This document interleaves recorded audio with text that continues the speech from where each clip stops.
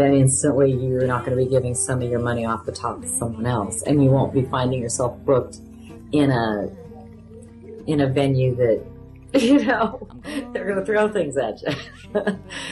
So you need to learn how to book jobs, and there's, you know, seminars, there's stuff on the web, there's all, you know, you can talk to other people. But if you start really young like I did and you just see it, one of my younger daughters used to play booker. She used to play booking agent, and she'd set everything up, you know, and be yelling at people on a phone. You just have to be able to, you know, to make cold calls, and then once you get a reputation, you know, you can do stuff on an annual basis and be, you know, kind of see where you're going, see where your records are being played, see where CDs are selling, that kind of thing. But it's business, a lot business. And if you have a business person, that's great. If you don't, you know, if you want to make a living, it's just, well, it's one of those things that probably shouldn't be sold, but we do sell it, you know. So you have to make a decision on, you know, what you're willing to do, how much you're willing to change for the market, and just get out there and get on the phone, get online, and book some jobs. So, out of all the places that you've been able to perform at, which one have you enjoyed the most? Oh, there was one place, I can never remember where it was. It was outside St. Paul, Minnesota. And it was that whole tour was beautiful.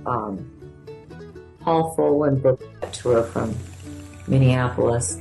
And it was through the Midwest, and the most beautiful old buildings, just old, like, I guess they were opera houses or, you know, old performing arts centers that were just beautiful.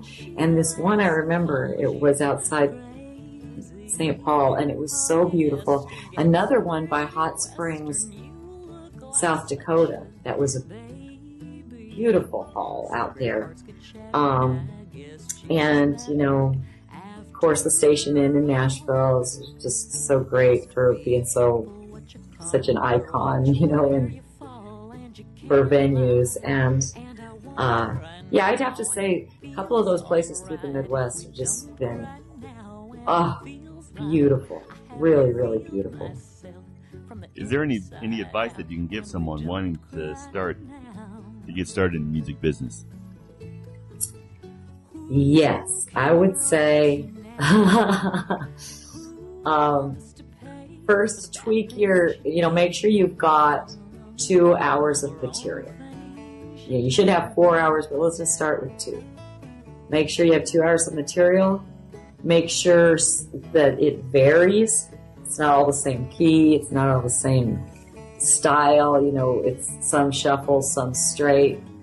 And I tell everybody, just play with a click. Do yourself and the world a favor and play with a click track or a metronome. Just so, you know, you'll get used to doing that and always be in time. That would be great. And tune. Everybody get a tune. Just do it. That's all I'm saying. You'd be playing tune and in time, and you're ahead of the game. Oh, wow. All right. No, well, it's true. There's people that shoot themselves in the foot by not just start at the basic. They are really good. But if they want to go to work, they're going to need to make sure they can play in tune and in time, that they can hear that. And that they don't just play songs that are important to them. You know, you got to think of songs that are going to be important to the people, or you're not going to be working very long. And if you want to do it just for fun, that's cool. And then you can do whatever you want. But if you want to make a living, you know, you have to be in tune and in time. I truly believe you. I have personal experience. Assuming you are in tune and in time, then I would say have this play in front of the TV all the time, do your guitar part, so you could do one thing and another at the same time. Have one thing be automatic. Mm-hmm. If you're a vocalist, have your guitar play be automatic so you can focus on that part of your creativity. Have something be on automatic, that you know it so much that you're sick of it. So what sets you apart from everyone else? I think the fact once Bonnie Raitt saw me at Bumbershoot, our big festival in Seattle, and she saw me backstage there. And I was backstage with Taj Mahal because he had offered me to get the good backstage because I had so many kids. And she couldn't believe they were all my kids and that I played for a living. So she took me around and introduced me to all these really famous people saying, this woman plays music for a living and this is her family. I can't believe it. So that, I've always thought that set me apart because none of my girlfriends in Nashville have children. A couple of them, but they aren't in the music industry. And that is a rare thing. Also the fact that I started so young and I've gotten to work with some of the they are the greatest players on the planet, really. They are. Mark, Jerry, David, all those guys.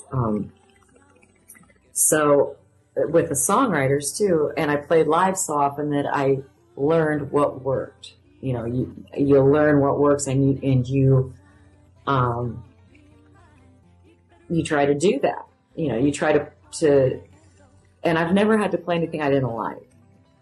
So I've always made that be a rule. I never wanted to play a song I didn't really like. And I have refused. Like, you know, I've done a lot of weddings and things like that and have refused some songs. No, I got a bunch more that are better. I just, no. If they really, really wanted it and they were paying a lot of money, I guess I'd do it. But there you go. So before I let you go, is there a big shout out that you'd like to give out to your family, your fans, and is someone else, or is there something particular that you'd like to say before I let you go? Yeah, I would like to thank everybody in Nashville and here in Washington State and all across the world that have purchased the CD, Tears to Gold. I believe you can get it on CD, baby. I wanted to thank them because they're supporting this really tiny charity in the middle of nowhere, but it's made it. We've been going for many years, and we have our second generation of kids coming out to get to be with horses, and it's a lot of fun. So I want to thank everyone who was involved on that record. Brent Truitt, David Greer, Kathy Cavala, Victor Krause, Bert Battaglia. I'm just missing so many people. And my daughter, Kristen Ferguson, great singer and player, and she got to play on there too. So just wanted to thank everyone for being so kind as to donate time and to make such a cool project and such killer players, wonderful players. Lynne, it was totally awesome for me to have you on here. Thank you very much for giving up your time to share your experience. And I'll say once again, thank you very much, and you have a great day. Well, you too, James. Thank you so much. I really appreciate this. I'll see y'all down the road. All right. And this is NashvilleRadio.Tv. This was Lynne Ferguson. Have a great day.